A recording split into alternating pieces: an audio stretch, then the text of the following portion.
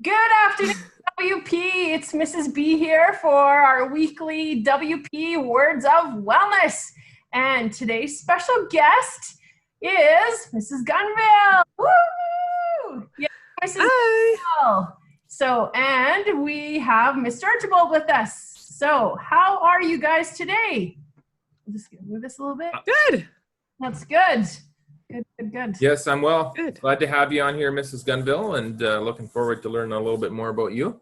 Me too. Thanks. I'm super pumped you're here. So let's start. We usually, I don't know if you've watched, I'm sure you've watched them. Yeah. Wellness, but so we'll start with 5 questions. So I just randomly pick some crazy questions to ask you to get you a little, Right. to know you a little bit better. So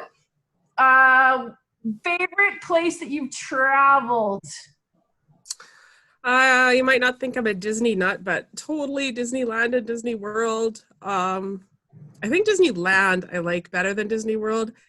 And I think what I really like best about it is how my family is when I'm there. My husband's not super outgoing. He's kind of quiet. And he's like a crazy, fun Disney, let's get another princess thing. And like, it's just so funny. And my kids are quiet and they're like, they kind of complain if we go walk too far, and then they just don't. At Disney, it really is my happy place. It is. I've been to Disney World, but not Disneyland. It's on my bucket list. What about you, Mr. Archibald? Have you been to either of those two places? I've been to Disney World a long time ago, a couple times actually. Yeah, so definitely going to be on the travel itinerary again here soon with my little munchkin. So. For sure. Awesome. Yeah, it is. It is fun there. Okay. I went a couple times as a kid and a couple times as an adult. Did you really? Holy, Yes. lucky. Then you were tall enough for the rides when you were an adult. I don't even like the rides. Oh, really? Yeah. Oh, boy. That's Yeah. hilarious. No, I'm scared of roller coasters. Oh, those are the best things there. Oh. I grew up outside Calgary, and there's what's it called? Callaway Park? Callaway Park. Yeah, and they have that roller coaster there, and somebody convinced me to ride it. It goes around twice. I made the ride stop halfway through to let me off. And never again. That's hilarious. Okay, so being from Calgary is go without saying. What is your favorite hockey team? Oh, totally the Flames. Oh, yes. Yeah, that was my job when I was in high school. I was an usher at the Settle Dome at all the Flames games. So I saw every game, like I had season tickets for a couple years. And my grandma was the biggest fan ever. And you could see the jersey in the background there on the wall. That's my grandma's jersey, and it's signed by the entire 88 hockey team. Wow. Wow. Yeah, it's cool. There's Lanny McDonald and Theron Fleury and wow. Yeah. That's So neat. people I grew up watching playing hockey. Wow, that is incredible. Thanks for sharing that. I didn't know that. So Yeah. on the bandwagon with Mr. Redicop that the Oilers suck. Oh, absolutely. You can't be from Alberta and like the Oilers. That's awesome. Okay. No comment here. No comment. Who's your favorite hockey team? We haven't even asked that. Oilers. Yeah. I'm an Oilers. Oh, right. Yes, I knew that. No. Orange and blue. Yeah. My neighbor's a huge Oilers fan too, and I bug him all the time in Flames. And when they were in the Grey Cup against Tampa, I got my sister tickets to all the playoff games, and she wanted to take me with her, but I lived here in Saskatchewan and I had little kids. I wasn't traveling. So she put my head on a stick and you could see me on a stick at the games, and she gave me to a guy from Tampa, and I flew to Tampa and came back, and just this little head on a stick. It's pretty funny.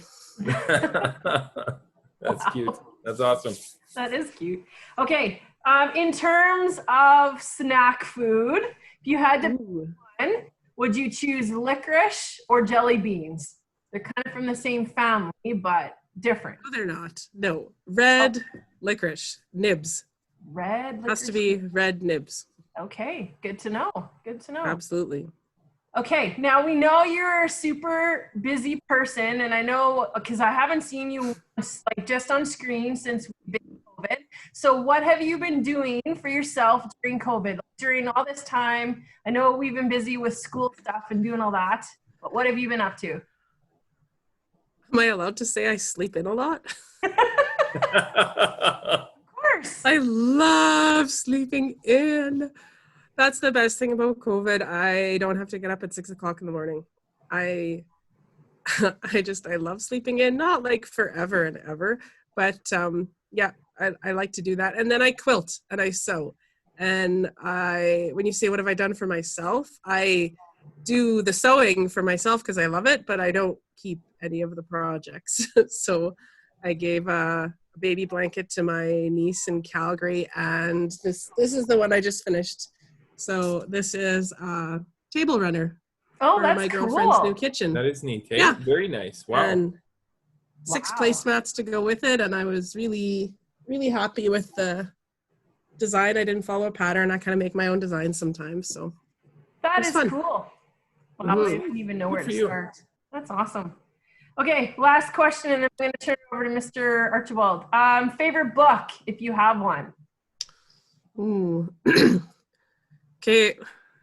Like their favorite character, I like the Harry Bosch. I think they're Michael Connelly books, but Harry Bosch is the cop in these books, and he figures everything out. He pays attention to detail, and you can watch them on TV too, that Bosch series. And then when I go on long car rides, I have one of those to read or whatever. But it's kind of like a mystery. But Yeah, he has a daughter, and I don't know. those are the ones you like. Yeah. I know that you do listen to lots of books on, not on tape, Yeah. Audio books because you drive back and forth from PA. But yeah, you probably consumed a lot of books over the past couple of years driving back and forth. So I'll have to look that up. Yeah. Thanks to the recommend. So Yeah, no, I like those ones. They're good. that's awesome. Okay, Mr. Archibald, I'm going to turn it over to you. You have any questions or anything for Mrs. Well, Gunville? yeah, I'm thinking that by the end of this episode, we can turn you into an Oilers fan. Good luck with that. I would go to a game, but okay, well, perfect. I'd wear a Flames jersey to it.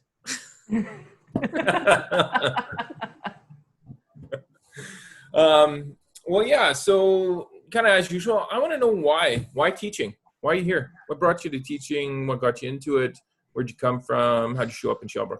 Good question. That's awesome. Yeah. You know, the flat out actual real why did I actually become a teacher? Flat out. So I failed math in university. What? I got good marks in math in high school, and I went to university to become a speech language pathologist. I worked with deaf kids in high school. That was another side job, and I know sign language, and I was going for a Bachelor of Science because you needed a Bachelor of Science to get a Master of Science in audiology, and I failed the first math class, that Math 251 at university. I am sure it was because I put like -5 instead of +5 at the end of the test, and they just marked the answer. They didn't mark the process. And I think I had everything right but that, because we went over it afterwards. And I got 0 because it was the only big question on the test. I got the answer wrong. So I failed that class, and I didn't agree with how I failed that class. And I'm really stubborn, so I didn't retake it. And you can't get a Bachelor of Science without that class. So I switched to Bachelor of Education because you didn't need that class. So wow. I'm a teacher because I'm really stubborn and because I love kids. And I was working with kids anyway in the speech language area. And I've always liked working with kids. So. Cool. Wow. Awesome. That is cool. That's quite a curveball, right? You know, so I know, hey? Interesting how those show up in our universe, right? So yeah. Well, and I grew up in Calgary. I went to university in Calgary. So then the other fun part of the story, I guess, is how did I end up in Prince Albert? Because nobody moves that way. They all move the other way. True. So sadly it was for men. Oh, I met my husband, in Calgary. We were both going to university in Calgary, but he was from PA. So we came home here for Christmases, and we figured we could make the same money with half the living expenses in PA. And then he got a job at Weyerhaeuser, and he was making double the money with half the living expenses. So I'm like, well, I'll move to PA. I'll get a job teaching here, and we'll stay here for 5 years, and then we'll move back to Calgary. Been here for 25. And I love it, and I wouldn't go back. Fast. Yeah, that's awesome. crazy. Yeah, crazy. That is awesome. So how did you get out to Shelbrook? Or tell us a little bit about your pathway from, PA out to here and all around. I was a consultant at the Ed Center. So I had 4 years at Westmore High School, and that's kind of where my heart was, with kids that are a little bit trouble, a little bit not mainstream high-end, university-bound kids. I worked with the other kids and helped them see that they're the same. They're university-bound too. They could be anything they want. And I enjoyed working with those kids. And then I got a master's degree in 2001 in technology, and it was just booming at that time. And I was like the only one in PA that had that degree. And now Mr. Pilon's getting it too, or just finished getting that one too. But I got it 16 years ago. Haha. And so I spent my doing educational technology at the Ed Center as a consultant, and then I was just done and needed a change, and off we go. And I applied to be a vice principal, and they put me in Shelbrook, and here I am. That's I love awesome. it. Mm-hmm. That's awesome. And that's quite the background, coming into teaching and going from speech language pathology and getting a nudge to get into education, and then the techie stuff. Yes, totally. We were talking about that before. That's awesome.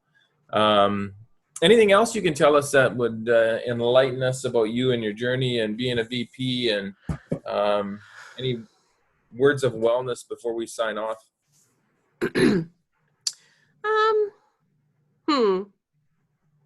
I think that one question about what do you do for yourself caused me to pause and think a little bit. And I think that if you can ask yourself that question every once in a while, who do I think I am? Am I who I want to be? What am I doing for myself? And am I doing this for other people? I think sometimes we don't even realize. I went camping last summer, and it was the most amazing and worst trip ever, because I went with ladies I really enjoyed. We had a really fun time. We went canoeing, and I love canoeing, love the water, love kayaking and everything. But at the end of a long night, I want a hotel with a hot tub. I don't want a tent and an outhouse.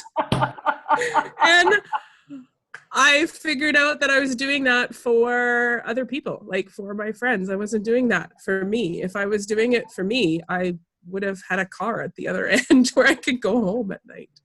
So yeah, I think to take care of yourself, just stop every once in a while and think, like, is this who I want to be? And if not, change it. And am I doing this for me? And if you are, great.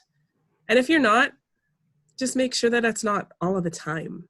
I do a lot of things for my family. I do a lot of things for other people. But I find joy in that too. Well, that's good. Oh, that's awesome.